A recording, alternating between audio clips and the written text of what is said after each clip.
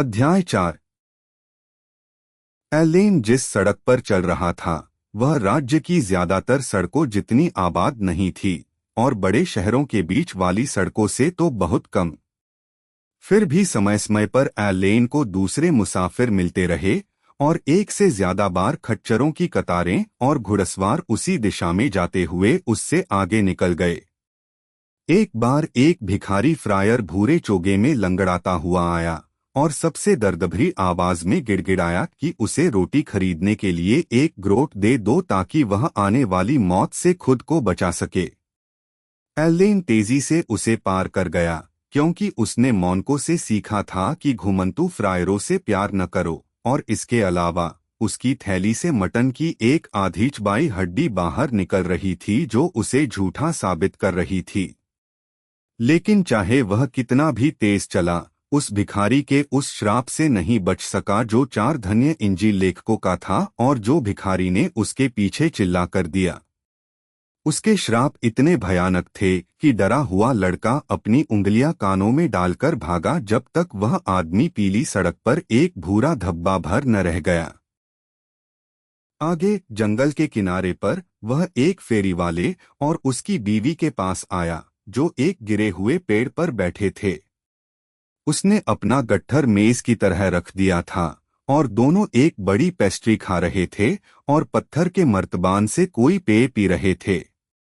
फेरी वाले ने उसके गुजरते हुए एक भद्दा मजाक किया और औरत ने तीखी आवाज में एलेन को बुलाया कि आओ और उनके साथ शामिल हो जाओ, जिस पर वह आदमी अचानक खुशी से गुस्से में बदलता हुआ अपने डंडे से उसे पीटने लगा। एलेन तेजी से आगे बढ़ गया ताकि और लड़ाई न करवाए और उसका दिल शीशे की तरह भारी था। वह जहां भी देखता उसे अन्याय और हिंसा और आदमी का आदमी के प्रति कठोरता के सिवा कुछ नजर नहीं आता था। लेकिन जब वह इसी पर उदासी से सोच रहा था और एब्बे की मीठी शांति के लिए तरस रहा था, वह एक खुली जगह पर आया जो होली की झाड़ियों से भरी थी, जहां उसने अब तक का सबसे अजीब नजारा देखा। रास्ते के पास हरियाली का एक लंबा गुच्छा था और इसके पीछे से हवा में सीधे 4 मानव टांगे निकल रही थीं, जो पीले और काले रंग के पार्टिकुलर होस पहने हुए थीं।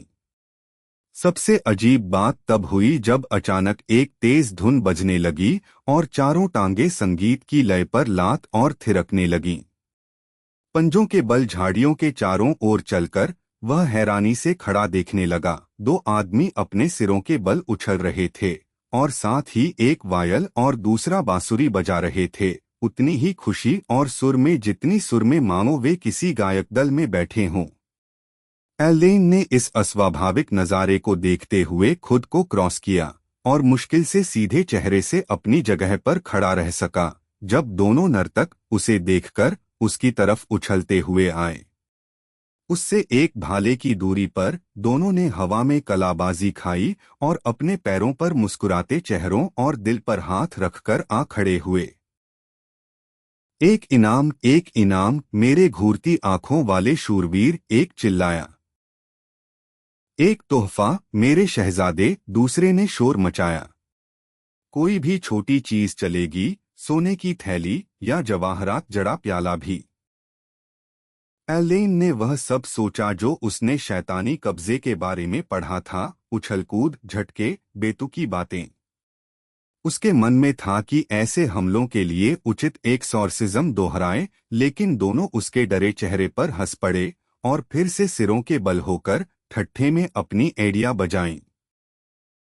क्या तुमने पहले कभी कलाबाज नहीं देखे? बड़े ने पूछा, जो काली भौहों वाला सावला आदमी था, उतना ही भूरा और लचीला जितनी हेजेल की टहनी। तो हमसे ऐसे क्यों पीछे हटते हो, मानो हम उस बुरी हस्ती की संतान हो? क्यों पीछे हटते हो मेरे शहद परिंदे? इतने डरे क्यों हो मेरी मीठी दालचीनी? दूसरे ने कहा, जो ढीले जोड़ों वाला दुबलापतला युवक था जिसकी नाचती शैतानी आंख थी। सचमुच जनाब, यह मेरे लिए एक नया नजारा है, क्लर्क ने जवाब दिया। जब मैंने तुम्हारी 4 टांगे झाड़ी के ऊपर देखी तो मैं अपनी आंखों पर यकीन नहीं कर पाया। तुम यह काम क्यों करते हो? सूखा सवाल है, जवाब देने के लिए छोटे ने अपने पैरों पर वापस आते हुए कहा। बहुत सूखा सवाल मेरे प्यारे परिंदे। लेकिन कैसे? एक फ्लास्क, एक फ्लास्क। कमाल है, उसने बोलते हुए अपना हाथ बढ़ाया और एलेन के स्क्रिप्ट से बोतल छीनकर बड़ी चालाकी से उसकी गर्दन तोड़ी और आधी अपने गले से नीचे उतार दी। बाकी उसने अपने साथी को दे दी, जिसने वाइन पी और फिर क्लर्क की बढ़ती हैरानी के बीच बोतल निगलने का दिखावा किया, इतनी कुशलता से कि एलेन को लगा जैसे वह उसके गले से गायब हो गई।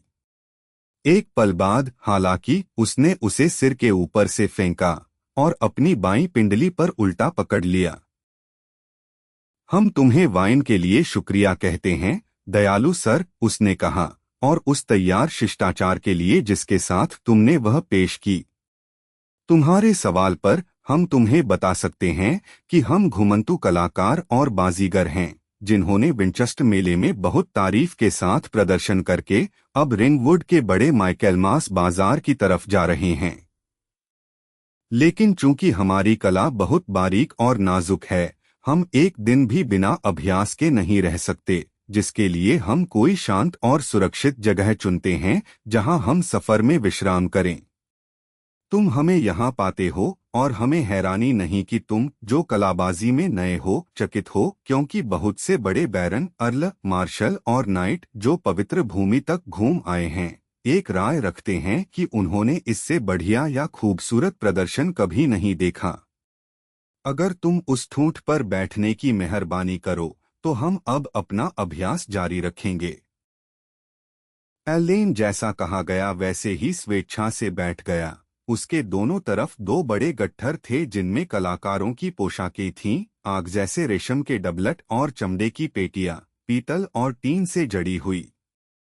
कलाकार एक बार फिर सिरों के बल थे, अकड़ी गर्दनों के साथ इधर-उधर उछल रहे थे और साथ साथ पूरी लय और सुर में बजा रहे थे। ऐसा हुआ कि एक गट्ठर से एक सिटर्न का सिरा बाहर निकला हुआ दिखाई दिया और उसे बाहर खींचकर उसने उसे सुर में कसा और उस मस्त धुन पर संगत बजाने लगा जो नर्तक बजा रहे थे। इस पर उन्होंने अपने वाद्य गिरा दिए और हाथ जमीन पर रखकर और भी तेजी से इधर-उधर कूदने लगे, लगातार चिल्लाते रहे कि वह और तेज बजाएं, जब तक आखिरकार थकान से तीनों को रुकना न पड़ा। बहुत खूब बजाया मीठी गुड़िया, छोटे ने कहा। तारों पर तुम्हारा छूना बहुत नायाब है। तुम्हें यह धुन कैसे मालूम हुई? दूसरे ने पूछा। मुझे नहीं मालूम थी, मैंने बस जो सुर सुने उनका पीछा किया। दोनों की आंखें इस पर फैल गईं और वे एलेन को उतनी ही हैरानी से देखने लगे जितनी हैरानी उसने उन पर दिखाई थी। तुम्हारे कानों की तो बड़ी बढ़िया चाल है, एक ने कहा। हम बहुत समय से ऐसे आदमी से मिलना चाहते थे। क्या तुम हमारे साथ चलोगे और रिंगवुड तक सफर करोगे? तुम्हारे काम हल्के होंगे और तुम्हें 2 पेंस रोज और हर रात खाने के लिए मीट मिलेगी। साथ ही उतनी बियर जितनी तुम पी सको, दूसरे ने कहा, और सब्बत के दिन गैस्कॉन वाइन की एक फ्लास्क। नहीं, ऐसा नहीं हो सकता। मेरे पास और काम है। मैं तुम्हारे साथ बहुत देर रुका। एलेन ने कहा और दृढ़ता से एक बार फिर अपनी यात्रा पर चल दिया। वे कुछ दूर तक उसके पीछे भागे, पहले 4 पेंस और फिर 6 पेंस रोज का ऑफर दिया, लेकिन वह बस मुस्कुराया और सिर हिलाया जब तक वे आखिरकार पीछे छूट न गए। पीछे मुड़कर देखने पर उसने देखा कि छोटा बड़े के कंधों पर चढ़ गया है और वे ऐसे खड़े थे, करीब 10 फुट ऊंचे, उसे अलविदा कहते हुए। उसने भी हाथ हिलाकर जवाब दिया और फिर तेजी से चल दिया। इन अजीबोगरीब मनोरंजन करने वालों से मिलने के बाद दिल कुछ हल्का था। इतने सारे छोटे छोटे प्रसंगों के बावजूद एलेन बहुत दूर नहीं गया था। फिर भी उसके लिए, जो इतने शांत जीवन का आदी था कि बियर निर्माण की असफलता या किसी भजन का बदलना भी बहुत गहरी बात लगती थी, जिंदगी की रोशनी और परछाइयों का तेज बदलता खेल अजीब तरीके से चौंकाने वाला और दिलचस्प था। एक खाई इस तेज अनिश्चित अस्तित्व को काम और प्रार्थना के उस पुराने नियमित चक्र से अलग करती लगती थी जिसे वह पीछे छोड़ आया था। एब्बे टावर देखने के बाद गुजरे कुछ ही घंटे उसकी याद में इतने फैल गए कि वे क्लॉइस्टर के रुके हुए जीवन के पूरे महीनों से बड़े हो गए। जब वह चल रहा था और अपने स्क्रिप्ट से नरम रोटी खा रहा था, उसे अजीब लगा कि यह अब भी ब्यूलियो के तंदूरों से गर्म थी। जब वह पेनरली से गुजरा, जहां 3 झोंपड़ियां और एक खलिहान था, तो वह पेड़ों के इलाके के छोर पर पहुंच गया और ब्लैक डाउन का विशाल बंजर मैदान उसके सामने फैला हुआ पाया, सब गुलाबी हीदर और मुरझाते फिरन की तांबे जैसी लाली से रंगा हुआ। बाईं तरफ जंगल अब भी घने थे, लेकिन सड़क उनसे हटकर खुले मैदान में घूम गई थी। सूरज पश्चिम में एक बैंगनी बादल पर नीचे लटक रहा था, जहां से वह जंगली मैदान पर एक हल्की संयमित रोशनी डाल रहा था और जंगल के किनारे पर चमक रहा था, मुरझाई पत्तियों को मुर्दा सोने के टुकड़ों में बदल रहा था, जो अपने पीछे की काली गहराइयों के कारण और भी चमकीले थे। देखने वाली आंख के लिए पतझड़ उतना ही सुंदर है जितना विकास, और मृत्यु उतनी ही जितनी जिंदगी।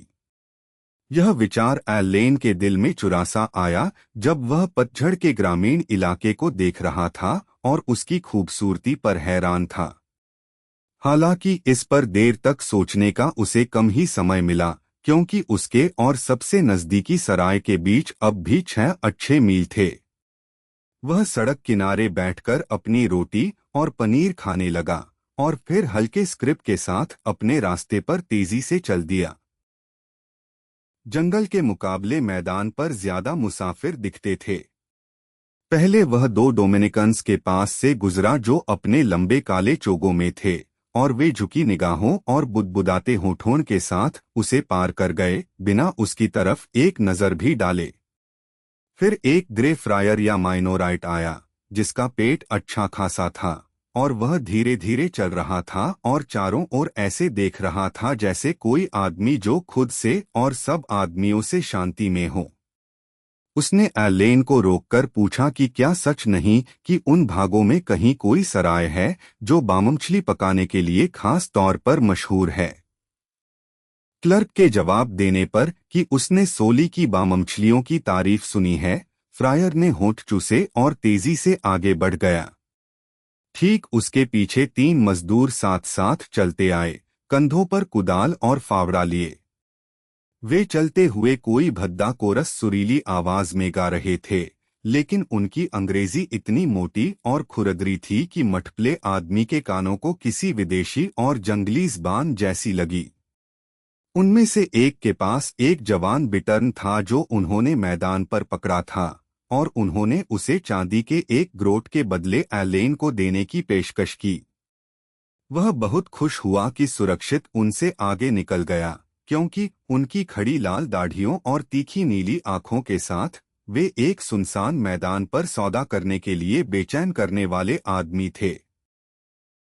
फिर भी हमेशा सबसे भारी भरकम और जंगली लोग ही सबसे डरावने नहीं होते। मजदूरों ने उसे भूखी नजरों से देखा और फिर अपनी धीमी भद्दी सैक्सोन चाल में आगे बढ़ गए। एक लकड़ी की टांग वाला अपाहिज जो रास्ते पर लंगड़ाता हुआ आया, दिखने में इतना कमजोर और बूढ़ा कि एक बच्चे को भी उससे डरने की जरूरत नहीं थी। इससे निपटना ज्यादा बुरा था। फिर भी जब एलेन उसे पार कर चुका, तो अचानक बिना वजह शरारत में उसने उस पर एक चीख कर गाली दी और एक नुकीला चकमक पत्थर उसके कान के पास से सनसनाता हुआ फेंक दिया। उस टेढ़े प्राणी का बेवजह गुस्सा इतना भयानक था कि क्लर्क के शरीर में ठंडी सिहरन दौड़ गई और वह भाग निकला जब तक पत्थर या गाली की पहुंच से बाहर न हो गया। उसे लगा कि इंग्लैंड के इस देश में आदमी के लिए अपनी बाह की ताकत और अपने पैरों की रफ्तार के सिवा कोई हिफाजत नहीं है। क्लॉइस्टर में उसने कानून की धुंधली बातें सुनी थीं, वह महान कानून जो प्रीलेट या बैरन से भी ऊंचा है, लेकिन उसका कोई निशान उसे नहीं दिखता था। उसने सोचा, चर्मपत्र पर सुंदर लिखे कानून का क्या फायदा अगर उसे लागू करने वाला कोई न हो। लेकिन ऐसा हुआ कि उसी शाम सूरज ढलने से पहले उसे यह देखने का मौका मिल गया कि इंग्लिश कानून की पकड़ कितनी सख्त थी जब वह सचमुच किसी अपराधी को पकड़ता था। मैदान पर 1 मील या उसके आसपास सड़क एक गहरे गड्ढे में अचानक उतरती है, जिसके बीच में पीटरन की एक तेज धारा बहती है। इसके दाईं तरफ एक प्राचीन बैरो या दफनटीला खड़ा है, और आज भी खड़ा है, जो हीदर और ब्रेकन की झाड़ियों में गहराई से ढका है। एलेन एक तरफ से ढलान पर चल रहा था जब उसने एक बूढ़ी औरत को दूसरी तरफ से अपनी तरफ आते देखा, जो थकान से लंगड़ा रही थी और एक छड़ी पर बुरी तरह टिकी थी। जब वह नदी के किनारे पहुंची तो बेबस खड़ी हो गई, दाएं बाएं किसी उतराई की तलाश में। जहां रास्ता नीचे उतरता था, नदी के बीच में एक बड़ा पत्थर जड़ा था, लेकिन वह उसके बूढ़े और अनिश्चित पैरों के लिए किनारे से बहुत दूर था। 2 बार वह उसकी तरफ बढ़ी और 2 बार पीछे हट गई, जब तक आखिरकार हार मानकर वह किनारे पर बैठ गई और थके हाथ मलने लगी। वह अब भी वहीं बैठी थी जब एलेन उस पार उतराई पर पहुंचा। आओ, माँ। उसने कहा। यह उतराई इतनी खतरनाक नहीं है। अफसोस। भले युवक, उसने जवाब दिया, मेरी आंखों में धुंधलापन है, और हालांकि मैं देख सकती हूं कि वहां पत्थर है, मैं किसी भी तरह नहीं जान सकती कि वह कहाँ है। यह आसानी से ठीक हो सकता है, उसने खुशी से कहा, और उसे हल्के से उठाकर, क्योंकि वह वक्त के साथ बहुत घिस चुकी थी, वह उसे लेकर पार चला गया। हालांकि वह यह न देखने से न रह सका कि जैसे ही उसने उसे नीचे रखा, उसके घुटने उसका साथ छोड़ते लगे और वह मुश्किल से अपनी छड़ी पर खुद को टिका पाई। तुम कमजोर हो, माँ। उसने कहा। बहुत दूर चली हो, मैं समझता हूँ। विल्टशायर से एक दोस्त, उसने कांपती आवाज में कहा, 3 दिन से मैं सड़क पर हूँ। मैं अपने बेटे के पास जा रही हूँ, जो ब्रोकनहर्स्ट में राजा के रिगार्डरों में से एक है। उसने हमेशा कहा है कि वह बुढ़ापे में मेरी देखभाल करेगा। और ठीक ही है, माँ, क्योंकि तुमने उसकी जवानी में उसकी देखभाल की। लेकिन तुमने आखिरी बार खाना कब खाया? लिंडनहर्स्ट में, लेकिन अफसोस, मेरे पैसे खत्म हो गए हैं, और मैं ननरी से सिर्फ चोकर दिया की एक कटोरी ले पाई। फिर भी मुझे उम्मीद है कि मैं आज रात ब्रोकनहर्स्ट पहुंच जाऊंगी, जहां दिल जो चाहे मिल सकता है, क्योंकि ओ सर, मेरा बेटा बहुत अच्छा आदमी है, अपना दयालु दिल रखता है, और मेरे लिए यह सोचना ही खाने जितना अच्छा है कि उसकी पीठ पर लिंकन ग्रीन का डबलट होगा और वह राजा का अपना तनख्वाह पाने वाला आदमी होगा। ब्रोकनहर्स्ट अभी बहुत दूर है, एलेन ने कहा। लेकिन मेरे पास जो रोटी और पनीर बची है वह यहाँ है, और एक पेनी भी जो तुम्हारे खाने में मदद कर सकती है। भगवान तुम्हारे साथ हो। भगवान तुम्हारे साथ हो, जवान आदमी, वह चिल्लाई।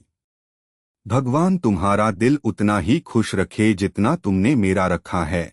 वह मुड़ गई, अब भी दुआएं बुदबुदाती, और एलेन ने उसकी छोटी आकृति और उसकी लंबी परछाई को ढलान पर धीरे धीरे लड़खड़ाते देखा। वह खुद भी आगे बढ़ने वाला था जब उसकी नजर एक अजीब नजारे पर पड़ी, और एक ऐसा नजारा जिसने उसकी त्वचा में झंझनाहट भेज दी। पुराने झाड़ियों भरे बैरों की उलझी झाड़ियों में से 2 मानव चेहरे उसे देख रहे थे। डूबता सूरज उन पर पूरी चमक रहा था, एक एक रेखा और नक्श उभार रहा था।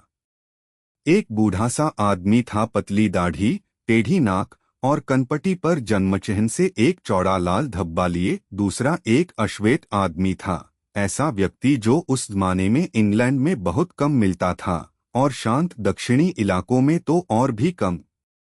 एलेन ने ऐसे लोगों के बारे में पढ़ा था, लेकिन पहले कभी नहीं देखा था, और मुश्किल से अपनी नजरें उस आदमी के चौड़े उभरे होंठ और चमकते दांतों से हटा पाया। लेकिन जब वह देख ही रहा था, दोनों ही दर में से रेंगते हुए बाहर निकले और ऐसी अपराधी दुबकी चाल से उसकी तरफ आए कि क्लर्क ने महसूस किया कि उनमें कोई अच्छाई नहीं है और तेजी से अपने रास्ते पर आगे बढ़ गया। वह अभी ढलान की चोटी पर नहीं पहुंचा था कि उसने अपने पीछे अचानक हाथापाई की आवाज और मदद के लिए एक कमजोर आवाज सुनी।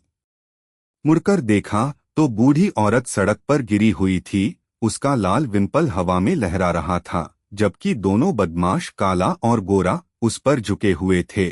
उससे वह पेनी और जो कुछ भी लेने लायक था छीन रहे थे।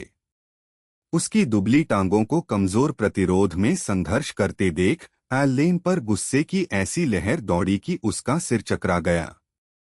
अपना स्क्रिप्ट गिराकर वह एक बार फिर नदी पार कूदा और दोनों बदमाशों की तरफ बढ़ा, अपनी छड़ी कंधे पर घुमाई और धुंधली आंखें गुस्से से चमकतीं।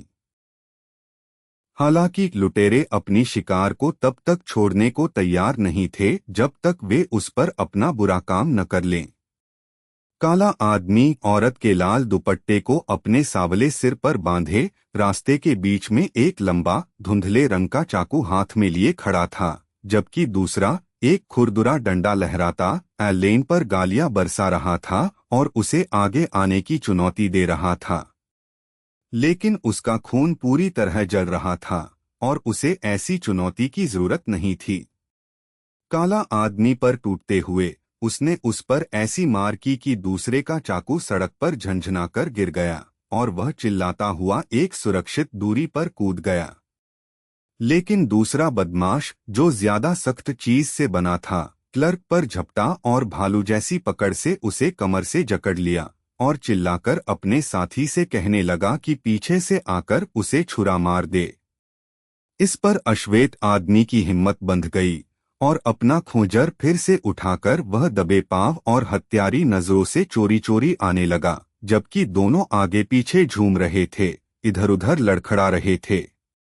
लेकिन इसी हाथापाई के बीच जब एलेन अपने कंधों के बीच ठंडी धार महसूस करने के लिए खुद को तैयार कर रहा था, अचानक टापों की तेज आवाज आई और काला आदमी डर से चिल्लाया और अपनी जान बचाने ही दर में भाग गया। जन्मचिन्ह वाला आदमी भी छूटने को संघर्ष करने लगा और एलेन ने उसके दांत किटकिटाते सुने और उसके हाथों में उसकी टांगें ढीली पड़ती महसूस की। मदद आने के इस संकेत पर क्लर्क ने और कसकर पकड़ लिया और आखिरकार अपने आदमी को दबाने में कामयाब हुआ और पीछे मुड़कर देखा कि यह सब शोर कहां से आ रहा था।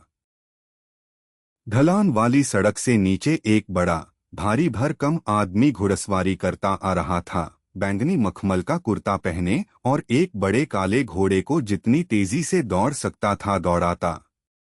वह घोड़े की गर्दन पर अच्छी तरह झुका हुआ था और हर छलांग पर अपने कंधों से ऐसे जोर लगा रहा था मानो वह घोड़े को उठा रहा हो, न कि घोड़ा उसे। तेज नजर में एलेन ने देखा कि उसने सफेद दस्ताने पहने थे, उसकी सपाट मखमली टोपी में एक घुंघराला सफेद पर लगा था और उसकी छाती पर एक चौड़ी सोने की कढ़ाई वाली बॉर्डरिक थी। उसके पीछे 6 और सवार थे, 2-2 करके, गहरे भूरे जरकिन पहने। उनके दाएं कंधों के पीछे से उनकी लंबी पीली धनुष छड़ियां बाहर निकल रही थीं। वे पहाड़ी से नीचे गरजते आए, नदी पार की और मुकाबले के दृश्य तक जा पहुंचे। यह रहा एक नेता ने अपने पसीने भरे घोड़े से कूदते हुए और गोरे बदमाश को उसके जरकिन के किनारे से पकड़ते हुए कहा, यह उनमें से एक है। मैं उसे उसके माथे पर शैतान के स्पर्श से पहचानता हूं। तुम्हारी रस्सियां कहाँ हैं, पीटरकिन? ऐसे इसके हाथ पैर बांधो, इसकी आखिरी घड़ी आ गई है। और तुम जवान आदमी, तुम कौन हो? मैं एक क्लर्क हूँ, सर, ब्यूलियू से आ रहा हूँ। एक क्लर्क दूसरा चिल्लाया। क्या तुम ऑक्सफोर्ड या कैम्ब्रिज से हो? क्या तुम्हारे पास अपने कॉलेज के चांसलर की चिट्ठी है जो तुम्हें भीख मांगने की इजाजत देती हो? मुझे अपनी चिट्ठी दिखाओ। उसका सख्त चौकोर चेहरा था, घनी साइड विस्कर्स और बड़ी सवालिया आंख। मैं ब्यूलियो एबे से हूँ और मुझे भीख मांगने की जरूरत नहीं है। एलेन ने कहा, जो अब पूरी तरह कांप रहा था क्योंकि हंगामा खत्म हो चुका था। तुम्हारे लिए तो अच्छा ही है, दूसरे ने जवाब दिया।